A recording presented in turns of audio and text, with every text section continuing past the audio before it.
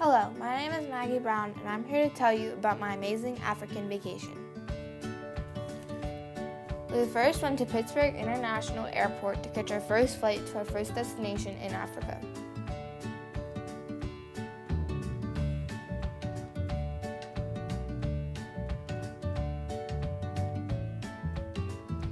And we're off.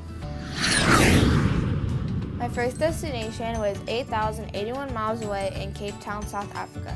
That is 19 hours and 33 minutes. In Cape Town, we visited the Castle of Good Hope. Here's a picture I took when we were in the airplane. The Castle of Good Hope was built between 1666 and 1679. It is the oldest existing colonial building in South Africa. After that, we heard about the white sandy beaches of Camps Bay. When we got here, we decided we wanted to learn how to surf.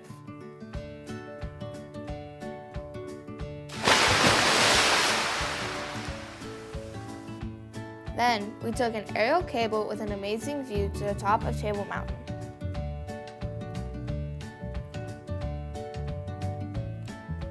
With its flat top, Table Mountain is a significant attraction for tourists visiting Cape Town.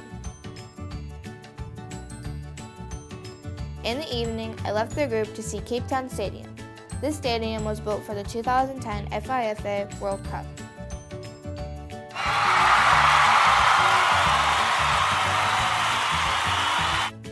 After Cape Town, we traveled 591 miles to the Kalahari Desert. When we got there, we went to the Kalahari Transfrontier Park, where we learned a lot about desert life in Africa. Did you know the ostrich can run over 40 miles per hour? Or that when elephants need comfort, they often suck on their trunks? From the safari, we visited Chobe National Park, Botswana, 525 miles away. At Chobe National Park, we went on an amazing safari on the savannah. On the savannah, we saw many animals. Some of those animals included the flamingo. Did you know that adult flamingos are 4 to 5 feet tall but only weigh between 4 and 8 pounds? And then we saw peacocks. Peacocks are ground feeders, which mean they only eat insects, plants, and small creatures. We then saw African elephants. Elephants can live up to 70 years. Then we saw black rhinos. An adult black rhino can weigh up to 100 kgs. Then we saw the Galapagos tortoise. The average lifespan in the wild is 100 plus years. Finally, we saw the giraffe. The giraffe is the tallest mammal in the world. Since we were close to Zimbabwe, we decided to go to Victoria Falls. Victoria Falls flows into the Zambezi River.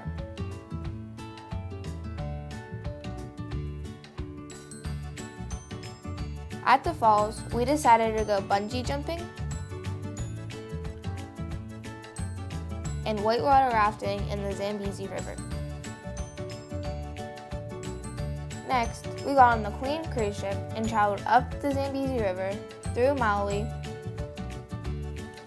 Tanzania, Burundi, Rwanda, and we finally entered Uganda. In Uganda, we visited Kibo Forest National Park. This national park was gazetted in 1932 and was formally established in 1993. At this park, we decided to take the chimpanzee safari. Did you know that Kimball is home to 1,450 chimps? We also saw up to 325 different bird species. After a long day at the park, we decided to stay at Chimp's Nest Lodge.